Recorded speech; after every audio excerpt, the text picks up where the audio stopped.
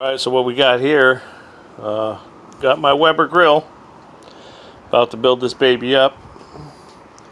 This is the original Kettle Premium, and the only thing I've done is put these clips in. So there's 3 of these little doodads, and basically you just shove them in there and that's it.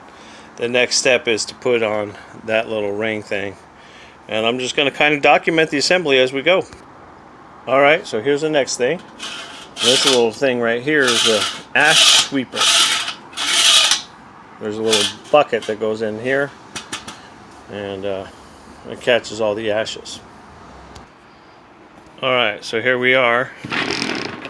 Wheels are on. They're spinning. Everything's working. Got this thing assembled. Now, earlier I showed you these little clamps that go inside these holes that have these little buttons on. When you go to put these pipes in, or the legs, what the instructions tell you to do is beat on this thing with a hammer. Well, this is very flimsy. I mean, it's just aluminum. So what I did is I took these out, I stuck them inside the leg, and then I just worked them in very gently, pushed this button in, and they installed. So if you have one of these, or you're going to get one of these, reach out to me, or you'll see what I mean.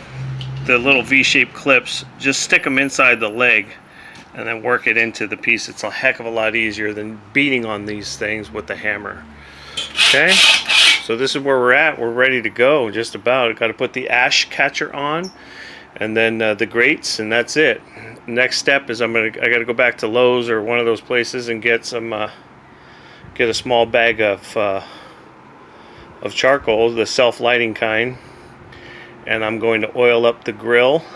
I'm sorry, not the grill, but the grates and the lid to season it, because you really don't want the taste of paint and all that stuff inside your grill. So this thing literally took me about 10 minutes to put together. It's pretty awesome. Okay, so there's the ash catcher now. So basically you just squeeze this thing together once you're all done cooking. And of course it's not going to be upside down, but that's how it comes off. It's got a little hinge on each side. Put that in, squeeze this thing together, locks into place. This thing here scrapes all the ashes off the bottom of your kettle. You're good to go. Piece of cake. Last thing I got to do is put the handles on, and we're all set. Alright, so I repositioned it. I got the handles on now. Each one of them has little hooks on here, so you can put your utensil on. That's the ash scraper thing. There's the other side. Again, got the little hooks. Okay. So I'm guessing this is the side you're going to be standing on. So that's how that thing moves. It closes the vents. Also, it cleans all the ashes off of the bottom of the kettle. And up here, I have already put on a thermometer, which comes with it, and the handle on the top, and then you have your vent. Alright, last thing I need to do is season this, and in seasoning, we're just going to put some oil up in the top here. We're going to oil up the 2 grates, and that's it. And here is my Weber Kettle Premium in the copper color. Alright, about a 10-minute assembly. Really easy.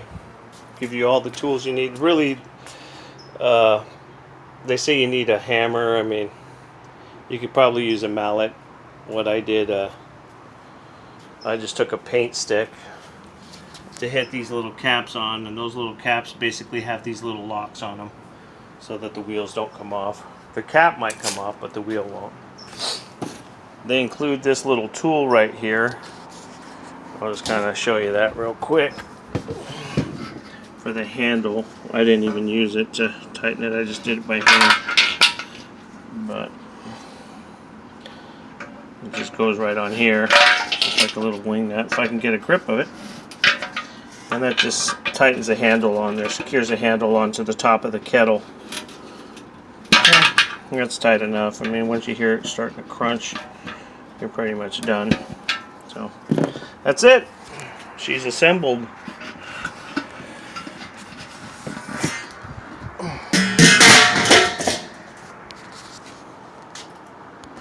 One last little thing I want to show you. It's kind of cool. This kettle doesn't come with it, but there are these little trays where you could actually put some coals in and or wood chips in.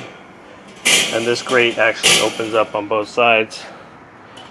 Now the grate that I want, and I'm going to go see if they have it, is the same thing. It opens on both sides, but there's also a centerpiece that comes out so that you could put Weber utensils in there. They have a cast iron wok and some other things to cook vegetables. I mean, you can make bacon and eggs on this thing if you really wanted to.